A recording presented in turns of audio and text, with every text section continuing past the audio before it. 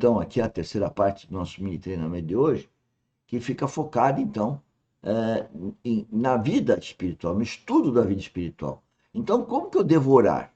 Como eu devo pedir a Deus para a gente poder, então, desenvolver esse empreendedorismo geotécnico cristão verdadeiro e produtivista, né? Então, nós temos a parte temática, como eu falo na primeira parte, tem a parte administrativa.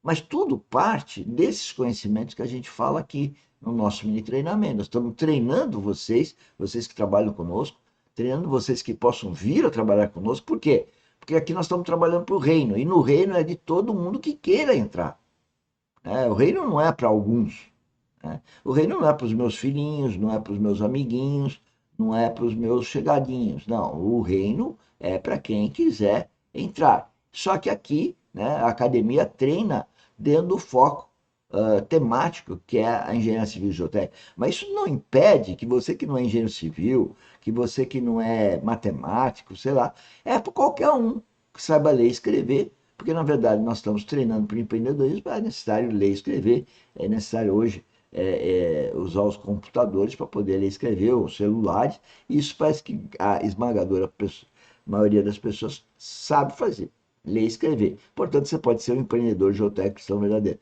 E como que você ora para isso? Porque tem pessoas que trabalham com a gente, mas elas não têm maturidade espiritual. E elas precisam orar. Se elas não orarem pedindo para Deus sabedoria, e aqui no treinamento da academia, ou desenvolver uma vontade, porque tem muitos que nem vêm na academia. Eles trabalham conosco, mas eles trabalham com as raízes no mundo. Então, para nós, são infelizes, né? Porque não estão vendo o reino. Eles estão trabalhando para nós, que estamos falando aqui em Deus, estamos falando da vida eterna, e eles estão preocupados em ganhar dinheiro para ter as coisas desse mundo.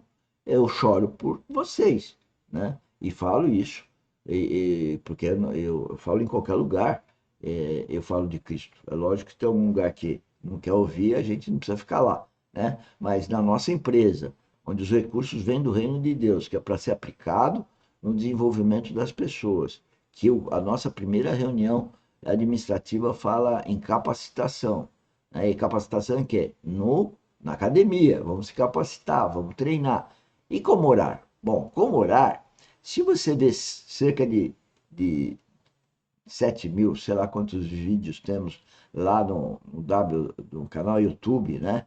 Engenheiro Mauro Lozano, vocês vão começar a perceber que todos os preletores, eles começam e acabam falando em oração. E vocês vão ver que a oração sempre não é para pedir um carro, não é para pedir dinheiro, não é para pedir coisa para Deus, mas é pedir para nós termos resultados. O resultado qual que é? É edificar Cristo em nós, para a gente ter sabedoria, para a gente ter tudo aquilo que está na Bíblia, o que Cristo é. Por isso que é importante conhecer Cristo.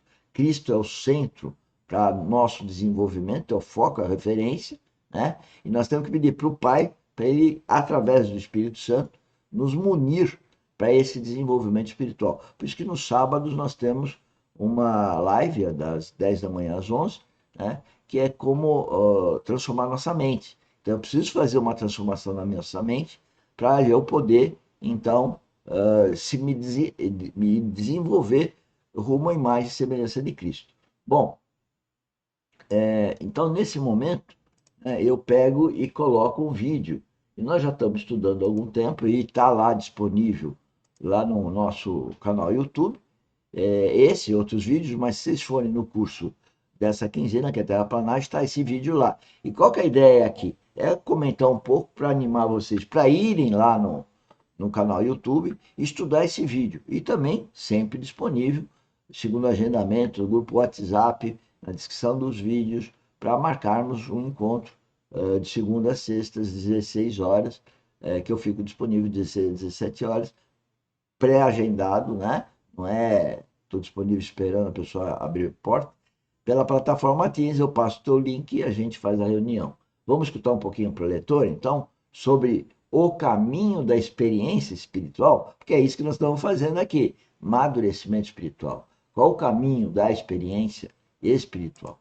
Como que o corpo de Cristo cresce? Com o aumento de Deus nele.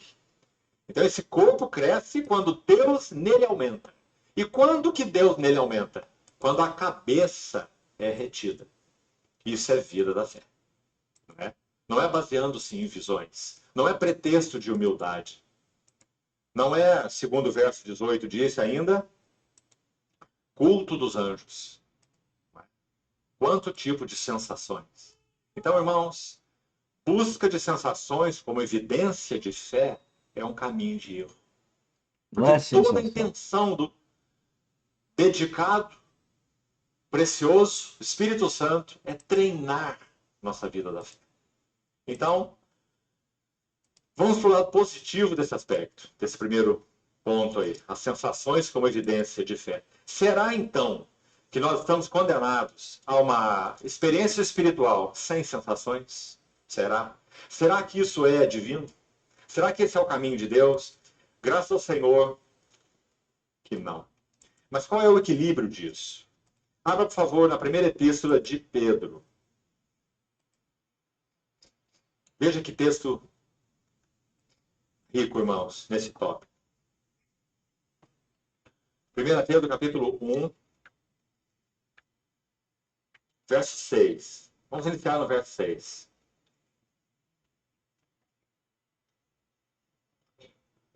Desde o verso 3, Pedro fala dessa eleição de Deus segundo a sua misericórdia, regeneração, a herança incorruptível nos céus, né? É o contexto aí que você certamente conhece. No verso 6 ele diz, nisso exultais. Embora no presente, por breve tempo, se necessário, sejais contristados por várias provações. Os irmãos estão vendo por que o Espírito Santo deseja nos treinar na vida da fé? Esse versículo está comigo. Tá vendo? Academia, treinamento, caminho da experiência espiritual, treinamento, vida espiritual, precisa do nosso treinador, que é o Espírito Santo. Sem Espírito Santo, não há treinamento. Ele que nos treina a ser a imagem e semelhança de Cristo. E nas circunstâncias da vida. Então, quando tem uma circunstância má, Deus sabe que você vai ter, mas você tem que superar, ouvindo a voz de Deus através do Espírito Santo, tendo comunhão com a família de Deus através do Espírito Santo e tendo a consciência do certo e errado nos seus pensamentos. E aí então você está treinando cada vez mais, ouvir mais e melhor o Espírito Santo e se transformar na imagem e semelhança de Cristo. Esse é o ponto. E é isso que ele está falando. Ele é um preletor, conhece muito mais a Bíblia do que eu. Começando a deixar claro para nós, é impossível que um cristão viva no mundo sem várias provações, sem vários sofrimentos, de toda sorte. Então, se não formos treinados na vida da fé, nós iremos naufragar na fé, porque iremos buscar sensações como evidências da fé. Então, aqui Pedro coloca o contrário. Ele diz, exultais contristados por várias provações, para que o valor da vossa fé, está vendo? O treinamento, uma vez confirmado, mais precioso do que o ouro perecível, mesmo apurado por fogo, redunde em louvor, glória e honra na revelação de Jesus Cristo, a quem, não havendo visto, a mais, de novo, veja a ênfase da fé, não o vimos e o amamos, não vendo agora, mas crendo, exultais, mais uma vez a palavra exultais, com alegria indizível e cheia de glória. Em outros contextos, em outros tempos em que estivemos juntos, aqui mesmo, com os irmãos, em Londrina, me lembro que li para os irmãos um texto pequeno do diário de Jonathan Edwards, falando sobre uma das suas experiências espirituais. O tema era esse. E nessa pequena frase, ele comenta que em 1737, quando caminhava por um bosque em função de sua saúde, tá? Ele vai descrevendo assim o relato, então fala da sua experiência espiritual. Obviamente, uma experiência espiritual genuína. Obviamente, uma experiência espiritual que o tomou de surpresa. conhecendo esse irmão, aqueles que o conhecem pela sua literatura, sabem que ele não foi aquele bosque buscando sensações espirituais. Ele era um homem de fé e que vivia a vida da fé. E ele descreve o que aconteceu com ele naquele bosque. As sensações, as experiências espirituais derivadas da contemplação de Cristo, derivadas da visão da glória de Cristo. Ele diz que foi tomado por uma visão da glória de Cristo, e ele não explica se essa visão foi física, muito provavelmente não, mas sim visão espiritual. Tomado por uma contemplação, uma visão, um vislumbre da glória de Cristo de tal maneira, que então ele disse que por cerca, ele diz, não posso precisar quanto tempo isso durou, mas talvez cerca de 1 hora. E na maioria desse tempo, eu estava imerso em copiosas lágrimas, assim ele descreve. Agora, se você não conhece essas coisas sobre Jonathan Edwards, você se espanta, porque ele era um homem extremamente racional. Ele é conhecido ainda hoje como o maior filósofo dos Estados Unidos. Não houve ninguém maior que ele até hoje. Esse irmão precioso em Cristo, Jonathan Edwards. Um intelectual ele era. Ele vai escrever algo das suas experiências espirituais no seu diário íntimo. Posteriormente, esse diário foi divulgado. Não é? Então, você vê a relação entre uma coisa e outra. O que Pedro quis dizer? Senhores, eu estava fazendo umas anotações aqui para os nossos treinamentos e para o nosso trabalho, porque eu passo o dia todo pensando em vocês, vocês trabalham conosco e vocês que vão vir a trabalhar conosco. E só Deus sabe aqueles que virão e aqueles que conseguirão se manter trabalhar conosco. Porque trabalhar conosco não é uma coisa fácil. Porque nós estamos no reino, nós não estamos no mundo. Nós atendemos as necessidades legais, né, do mundo, essas coisas do mundo, dinheiro, pagar imposto, taxas, né, banco, mas nós temos que orientar as pessoas para viverem com a cabeça no céu e não nesse plano. Isso é muito difícil. E quando mexe com dinheiro, a gente vê a dificuldade da pessoa de estar com a cabeça sendo guiada por Cristo. É pelo comportamento que a gente vê. E eu tenho que treinar e advertir.